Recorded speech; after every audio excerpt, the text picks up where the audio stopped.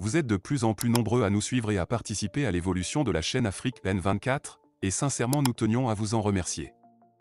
Nous lisons tous vos commentaires qui enrichissent le débat et vraiment nous vous demandons de nous soutenir, en aimant les vidéos pour une large diffusion, et pour continuer à avoir une ligne éditoriale indépendante, et vous proposer de nouvelles émissions toujours de plus en plus enrichissantes. Ne restons pas passifs, soyons actifs. Merci et à bientôt. Ce n'est pas la question du comportement de mon collègue, M. Gomado. C'est de savoir de M. Jean-Pierre Fabre et de M. Gomado qui trahit le peuple. Rebondissement dans l'affaire exclusion de Gomado.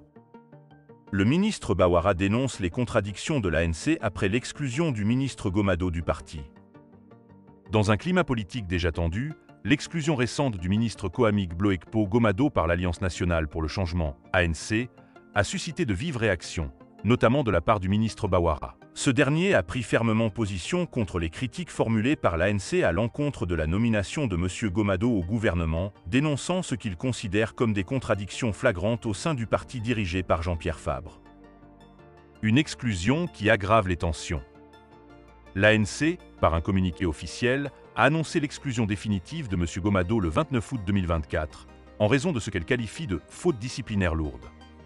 Cette décision est venue en réponse à l'entrée de M. Gomado au sein du gouvernement récemment formé, une action que le parti juge contraire à sa ligne politique. Selon l'ANC, cette nomination solitaire et hasardeuse crée une confusion qui affaiblit la lutte menée par le parti contre ce qu'il appelle la dictature du régime en place.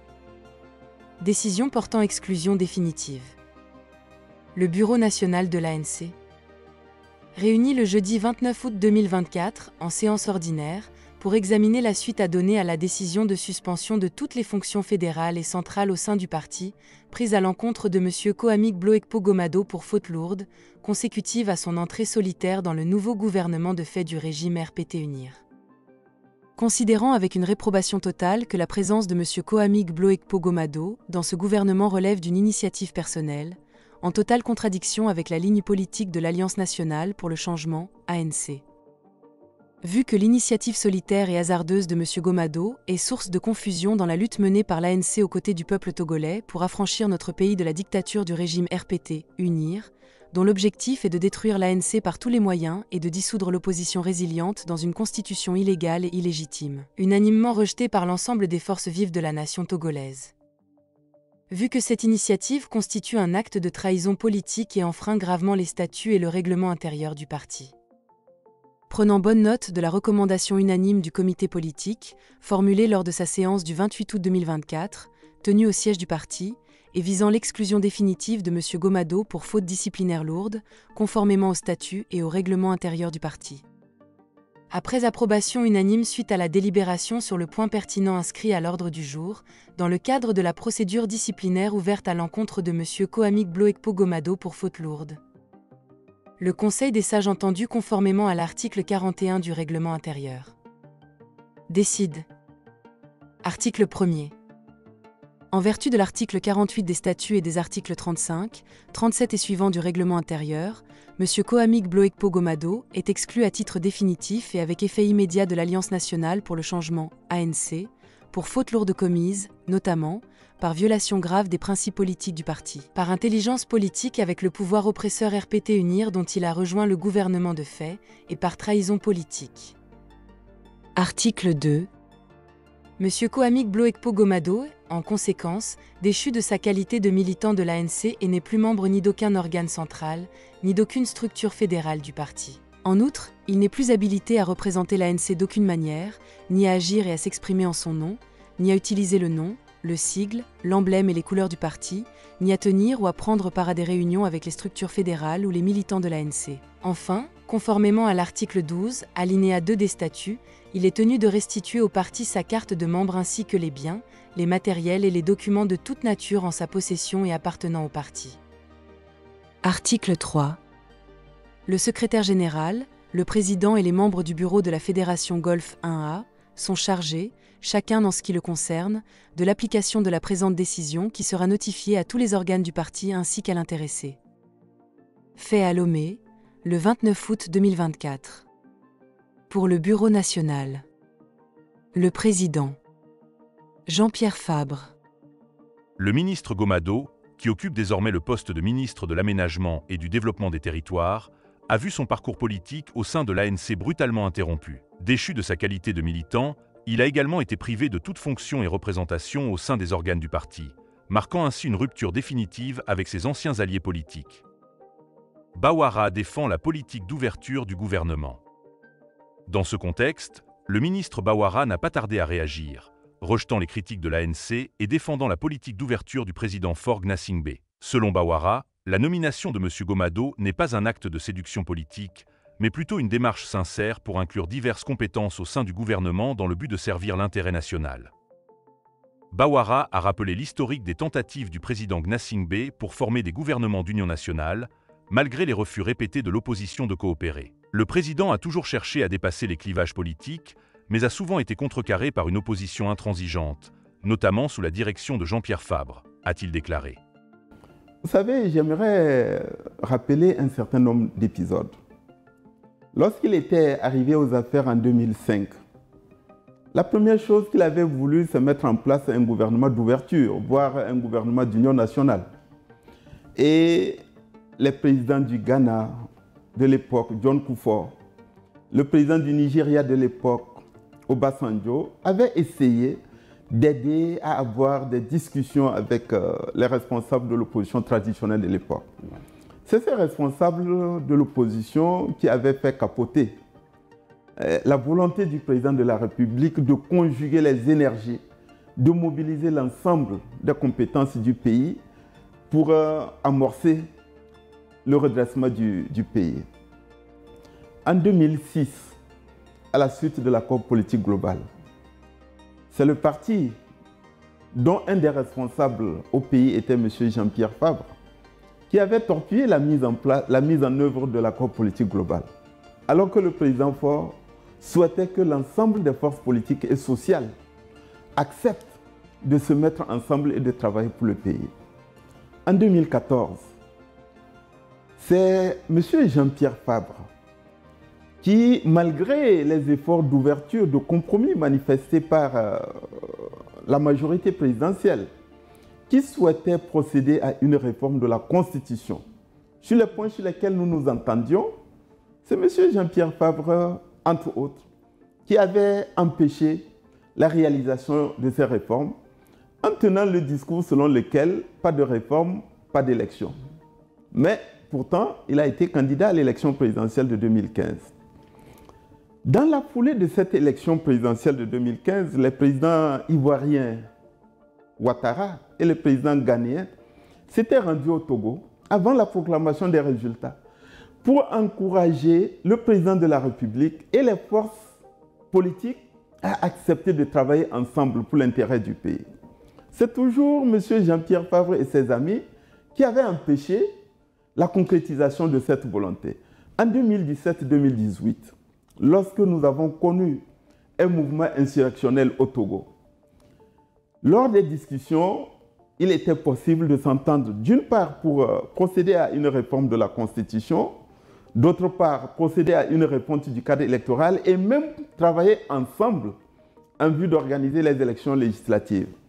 Je voudrais vous dire aujourd'hui qu'en 2017-2018, le principal acteur et la principale force politique qui a torpillé la perspective d'un compromis, c'était l'ANC et c'était M. Jean-Pierre Fabre, qui avait prétendu, encouragé peut-être en cela par un certain nombre d'acteurs depuis l'étranger, qu'il n'y aurait pas d'élection. Et vous savez, aujourd'hui, s'il y a une question à se poser, ce n'est pas la question du comportement de mon collègue, M. Gomado. C'est de savoir de M. Jean-Pierre Fabre et de M. Gomado qui trahit le peuple. À la veille des élections législatives et régionales du 29 avril, je crois que vous avez entendu comme moi, M. Jean-Pierre Fabre dire aux Togolais qu'il avait tiré les leçons par rapport à la politique de la chaise vide et des boycotts systématiques auxquels il s'était livré et qu'à l'avenir, l'ANC avait décidé de renoncer à la politique de la chaise vide. Je me pose la question, après ces élections, qu'est-ce qui a changé pour qu'il puisse, lui, changer encore? Bon, vous savez, il y a des partis qui ont choisi d'exceller dans les contradictions et les incohérences. Vous ne pouvez pas être maire, avoir comme vocation et objectif de servir vos administrés, les populations de votre commune, et dire que vous n'allez pas coopérer avec le pouvoir central, avec les autorités légitimement établies. Parce que si vous le faites, ça signifie un mépris et un manque d'égard et de respect envers vos électeurs, parce que vous vous condamnez à l'inaction et à l'immobilisme. Un maire, un conseil municipal ne peut rien faire s'il ne coopère pas avec le ministère de l'administration territoriale, avec les services publics, s'il ne bénéficie pas de dotation de l'État, notamment dans le cadre du fonds d'appui aux collectivités territoriales. Alors, moi, j'ai toujours estimé que lorsque l'intérêt national, l'intérêt supérieur du pays l'exige, les hommes et les femmes de bonne volonté doivent accepter de mettre la main à la pâte.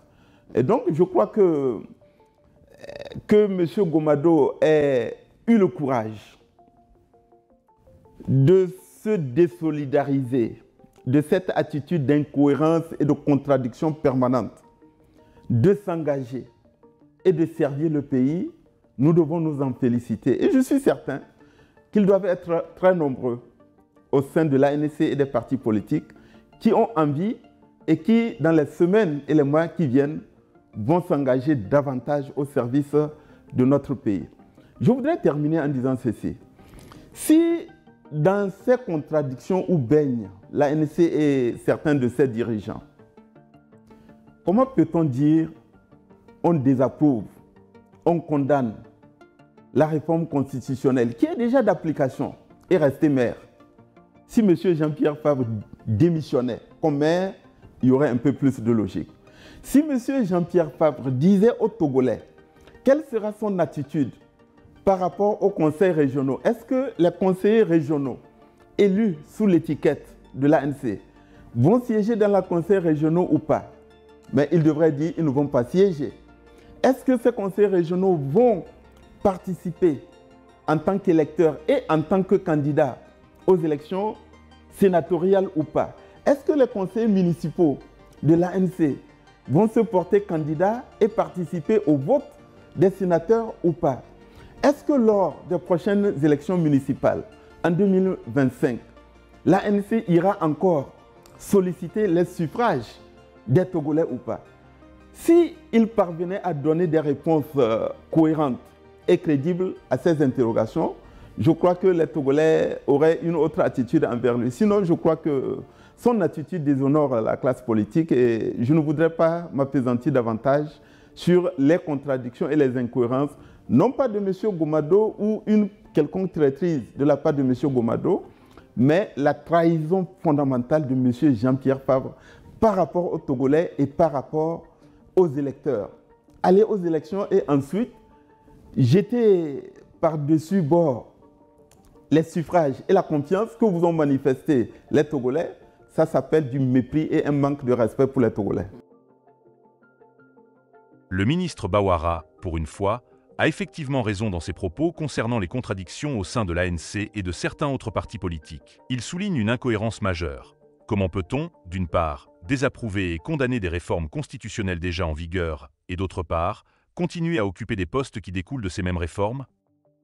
Si Jean-Pierre Fabre démissionnait de son poste de maire, cela apporterait une certaine logique à son opposition aux réformes. Cependant, en restant maire tout en critiquant les fondements légaux qui rendent cette fonction possible, il renforce l'impression d'une politique contradictoire et peu cohérente. Cette attitude pose des questions légitimes sur la position réelle de l'ANC et de ses élus face aux institutions issues des réformes qu'il conteste. Bawara va plus loin en interrogeant sur l'avenir de l'ANC dans le cadre des institutions actuelles. Les conseillers régionaux et municipaux élus sous l'étiquette de l'ANC participeront-ils aux travaux des conseils régionaux? Se porteront-ils candidats aux élections sénatoriales et participeront-ils au vote des sénateurs? Et, en 2025, l'ANC sollicitera-t-elle à nouveau les suffrages des Togolais pour les élections municipales? Ces interrogations appellent à des réponses claires et cohérentes de la part de Jean-Pierre Fabre et de son parti. Si l'ANC parvient à offrir des réponses cohérentes à ces questions, les Togolais pourraient réévaluer leur attitude envers le parti et son leader. Cependant, en l'absence de telles clarifications, l'attitude actuelle de Jean-Pierre Fabre et de l'ANC risque de nuire davantage à leur crédibilité politique. Cette situation met en lumière une crise de confiance qui pourrait affecter non seulement l'ANC, mais aussi l'ensemble de l'opposition à un moment où le pays a besoin de cohésion et de clarté politique. Bawara semble donc inviter les membres de l'ANC à une introspection, à repenser leur position et à s'engager de manière plus constructive au service de la nation. Dans un contexte où les divisions politiques continuent de s'intensifier, cette réflexion pourrait être cruciale pour l'avenir de l'ANC et de la démocratie togolaise. Cependant, il est important de souligner que les propos de Bawara ne sont pas exempts de controverses. Le ministre affirme que les maires ont l'obligation de coopérer avec le pouvoir central, insinuant ainsi qu'ils devraient partager la même vision politique que le gouvernement. Or, cette vision est contestable. Les maires, bien qu'obligés de coopérer sur les aspects administratifs et opérationnels pour le bien de leurs administrés, n'ont en aucun cas l'obligation de partager la même vision politique que le ministre de l'administration territoriale ou le gouvernement en place. Le principe de décentralisation repose sur le transfert de compétences aux collectivités locales, et cela doit nécessairement s'accompagner d'un transfert adéquat de moyens pour l'exercice de ces compétences. En prétendant que la coopération est synonyme d'alignement politique, Bawara semble faire pression sur les maires pour qu'ils deviennent des outils du gouvernement, ce qui peut être perçu comme une forme de chantage politique. Les maires doivent être libres de gérer leur collectivité en respectant les lois et en coopérant avec l'État, sans pour autant être contraints de renoncer à leur autonomie politique ou de devenir des relais de la vision gouvernementale. Les contradictions de l'ANC pointées du doigt. Pour Bawara, l'exclusion de M. Gomado par l'ANC est révélatrice des incohérences internes du parti. Comment peut-on désapprouver des réformes constitutionnelles et en même temps rester maire ou participer aux conseils municipaux et régionaux issus de ces réformes? S'est-il interrogé. À ce sujet, Jean-Pierre Fabre nous a déjà éclairé. Il est capable de faire une chose et son contraire. Vous savez, ici, on a l'impression qu'on ne peut pas faire une chose. Non, on peut tout faire. Non, justement, on ne peut pas faire une chose et faire son contraire. Non, on peut. Les dynamiques communautaires sous-jacentes à la nomination de Gomado illustrent un aspect souvent négligé de la scène politique togolaise, l'influence déterminante des communautés Bay Aflao-Agoé. Ces groupes, bien qu'intégrés dans la ville de Lomé, continuent de jouer un rôle central dans la promotion de leurs membres à des postes de responsabilité. Leur influence est particulièrement visible dans le contexte de l'élection du maire de la commune de Golfin. Dans un précédent document, Ferdinand Haïté avait déjà mis en lumière l'importance de ces communautés Bay Aflao-Agoé, révélant comment elles maintiennent une influence considérable dans les processus décisionnels locaux, malgré les transformations urbaines et politiques de Lomé. Je voulais vous entretenir sur quelques réalités que certains Togolais ignorent, ou les gens qui sont sur la scène politique ignorent. Depuis bientôt une dizaine d'années, ou un peu plus, nous avons nos frères de la communauté Bay, de la communauté Aflao, de la communauté Agoé. Vous savez que ce sont des communautés qui sont très organisées. Même si aujourd'hui, ce sont des communautés qui sont diluées. Ce sont des communautés qui sont diluées dans la ville de Lomé. Il n'en demeure pas moins vrai que ce sont des communautés très importantes qui existent et qui ont encore une capacité d'occupation territoriale et des moyens.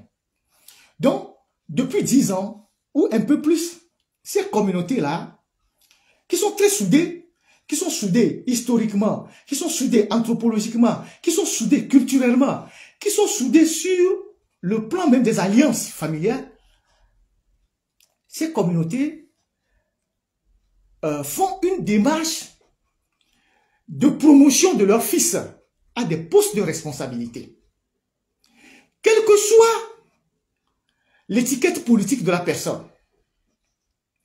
Et le patriarche de cette communauté, c'est le contre-amiral Adénion. C'est lui le patriarche de cette communauté.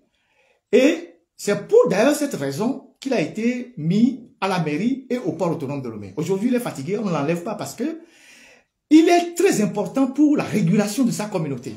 C'est une voix qui est écoutée à la fois par la communauté de Bay, la communauté d'Agoé et la communauté d'Aflao. Ce sont les mêmes peuples, avec quelques éléments de différence. Donc, ces communautés-là travaillent à promouvoir leurs fils. Parce que ces communautés se disent pendant longtemps, elles ont perdu. Ou soit, elles ont été victimes de beaucoup de choses. Quand vous prenez Bé, bon, quand on parle de Bé, on parle de Bé à Lomé. Historiquement, tout Lomé est Bé. Historiquement, tout Lomé est Bé. Mais politiquement, on circonscrit Bé dans la zone portuaire, à Dakpam et Enfam et tout ça, là où il y a la résistance, souvent la résistance farouche contre le pouvoir. Mais historiquement, tout Lomé est Bé. Parce que quand vous êtes à Klikame, vous êtes à Bé Klikame.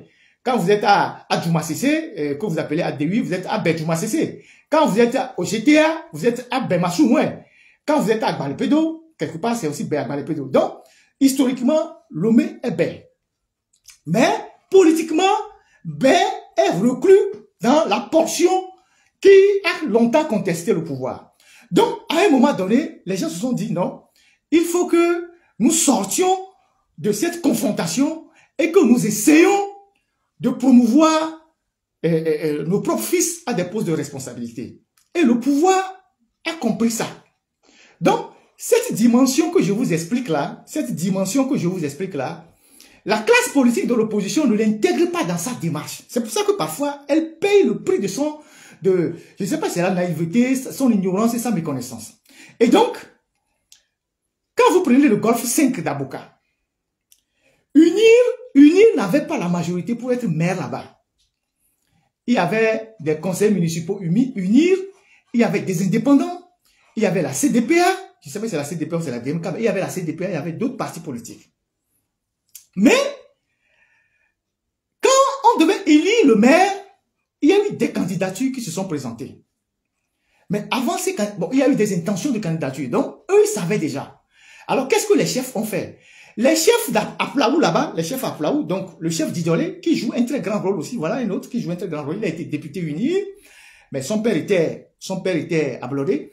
Donc le chef de Didolé et plus celui de Aplaou ont fait des démarches auprès de leurs frères communautaires, parmi ces conseils municipaux, pour leur dire, quelle que soit votre étiquette politique, vous devez voter pour votre frère. La mairie ne doit pas nous échapper. Donc, cette démarche a été faite je peux dire dans leur couvent. Je ne parle pas de couvent en tant que lieu de fétiche, mais je parle d'un lieu où ils se voient. Donc, ils ont parlé à leurs fils, qui sont des conseils municipaux. Donc, ils ont parlé aux gens de la CDPA, ils ont parlé aux gens de UNIR, et ils sont arrivés à s'entendre sur le nom de celui qui doit être maire, et c'est Aboka. Donc, à l'élection du conseil municipal, les gens ont été surpris que les gens qui sont même de la CDPA ont voté pour Aboka. Mais le seul élément qui les lie, c'est qu'ils sont de la communauté Aplaou.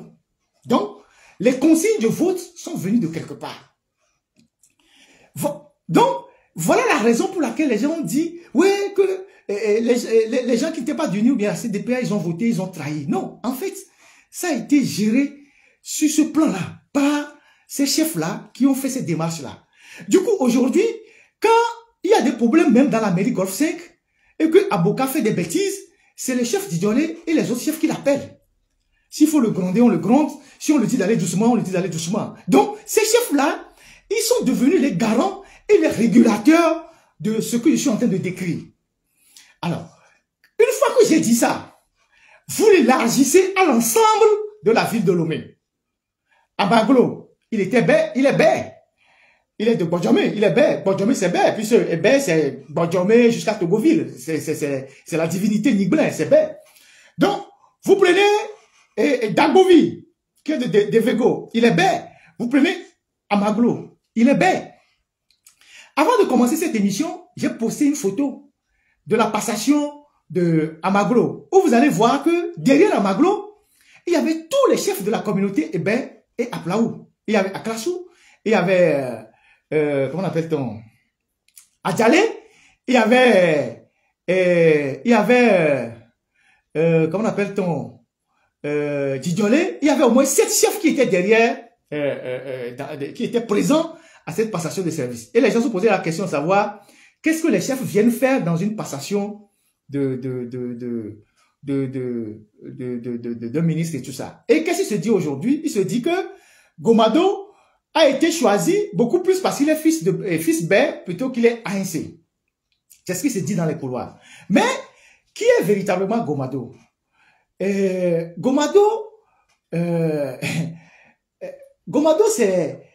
c'est pas quelqu'un qui est sorti ex nihilo. Il est peut-être l'un des plus méconnus de l'ANC sur le plan public, mais c'est un cadre c'est un grand cadre de Simtogo, de Scan Togo.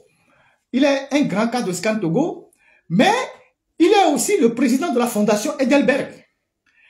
Moi, je me rappelle quand on faisait une enquête sur ScanMin Togo, avec les contrats de ScanMin Togo, et quand on devait avoir la version de ScanMin Togo, et nous sommes allés à la direction de Simtogo, quand M. Jean Adolohoume nous a reçus, il était assisté de Gomado. Il y a quoi? Il y a 6 ans ou 7 ans déjà. Donc, c'est un cadre de Simtogo, et c'est quelqu'un, en étant dans son poste de Simtogo, aidait déjà sa communauté. Après, bon, il est à l'AIC, mais il ne faisait pas partie des têtes, bon, les radicaux, les durs et tout ça. Mais, moi je pense, depuis le début, que Gomado était de l'ANC, mais il était beaucoup plus bleu compatible. Excusez-moi. Il était beaucoup plus bleu compatible, même en étant de l'ANC. Même la manière dont Gomado est devenu candidat et est devenu maire, ce n'est pas sorti du hasard. C'est pas sorti du hasard. C'est pas forcément en mettant l'ANC devant. Il y avait quelque chose déjà derrière son histoire de candidat pour devenir maire. Et donc, les gens de ce parti-là ne peuvent pas dire aujourd'hui qu'ils sont surpris que Gomado ait choisi de franchir le Rubicon. Je vous ai parlé tout à l'heure de comment cette communauté est organisée, comment ils sont unis sur tous les plans. Aux dernières élections législatives, le parti auquel Gomado appartient l'a placé en 4e position. Il y avait Jean-Pierre Fabre, il y avait Éric Dupuis, il y avait Isabelle Améganvi, et puis après il y avait 4e Gomado. Et ce positionnement a été très mal senti par les chefs et certains de la communauté.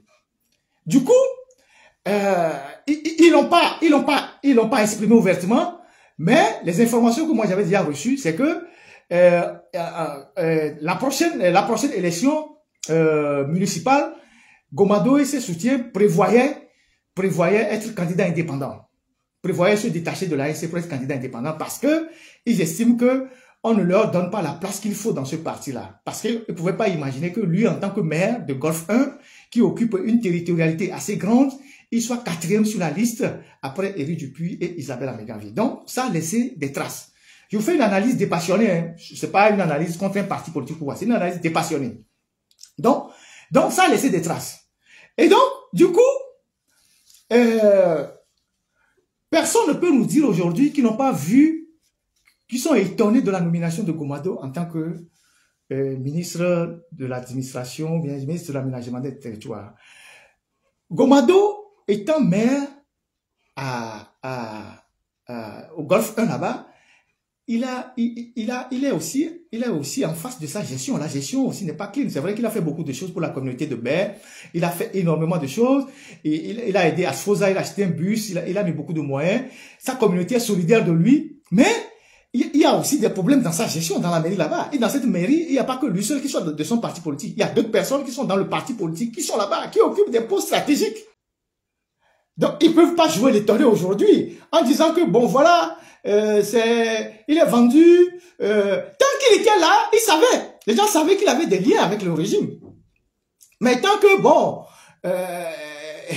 il n'a pas franchi le pas, tout le monde gérait ça, Aujourd'hui qu'il a franchi le pas, on dit oui que c'est un vendu qu'il est parti pour manger. Ceux qui disent que Gomado est parti dans Unir pour manger, Gomado, lui, il est un cadre de Simtogo. Il est président de la fondation Edelberg depuis des années. Ceux qui l'accusent d'être parti pour aller manger, C'est eux qui ont trouvé leur premier boulot à la mairie. Gomado lui travaille au moins. Au moins lui travaille. Donc, voilà comment l'histoire de Gomado s'est passée. Mais il n'est pas le seul. Et il y a plein d'autres Gomado qui sont là. Peut-être même que des gens que vous ne pouvez pas imaginer, qui sont dedans. Et qui n'attendent que le bon moment aussi pour franchir le pas. Parce que les gens, certains ont compris que ils peuvent pas continuer par jouer à l'hypocrisie aussi longtemps que possible. Parce que quand vous êtes dans un club d'hypocrisie, les gens font croire, les gens envoient des images de ce qu'ils ne sont pas. Le ministre voit dans l'attitude de l'ANC une stratégie confuse qui nuit non seulement à sa crédibilité, mais aussi à l'efficacité de son action politique. Bawara a également loué le courage de M. Gomado, qui a, selon lui, choisi de se désolidariser d'une ligne politique qu'il considère comme incohérente et contradictoire. Pour Bawara, cet acte de trahison, dénoncé par l'ANC, est en réalité un engagement clair envers la nation, au-delà des divisions partisanes. Un avertissement à la classe politique. Le ministre Bawara a conclu son intervention en appelant à une réflexion plus profonde sur la stratégie de l'ANC. Il a souligné que si l'attitude du parti ne change pas, cela pourrait non seulement affecter sa propre crédibilité, mais aussi ternir l'image de l'ensemble de la classe politique togolaise. L'exclusion de M. Gomado doit inciter les Togolais à se poser des questions sur les réelles intentions de Jean-Pierre Fabre et de son parti, a-t-il averti. Une scène politique de plus en plus fragmentée. Cet épisode illustre une fois de plus les divisions profondes qui minent la scène politique togolaise. Alors que les élections régionales et législatives approchent, les tensions entre les différents partis semblent s'intensifier, chaque camp cherchant à renforcer sa position. L'exclusion de M. Gomado par l'ANC pourrait marquer un tournant dans la stratégie politique du parti, mais elle soulève également des questions sur la capacité de l'opposition à rester unie face aux défis à venir. L'avenir politique de M. Gomado, désormais isolé de son ancien parti, est clair. Cependant, cet événement montre clairement que les décisions politiques au Togo continuent d'être le reflet de luttes internes intenses, où la loyauté au parti est constamment mise à l'épreuve par les réalités du pouvoir. Vous souhaitez rester informé des dernières nouvelles et analyses sur la situation politique au Togo? N'oubliez pas de vous abonner pour ne rien manquer des prochaines révélations exclusives sur la scène politique togolaise. Likez la vidéo si ce n'est pas déjà fait. Laissez aussi votre point de vue en commentaire. Abonnez-vous et cliquez aussi sur la petite cloche de notification pour ne rien rater de nos prochaines vidéos. N'oubliez pas de partager aussi la vidéo et de la liker.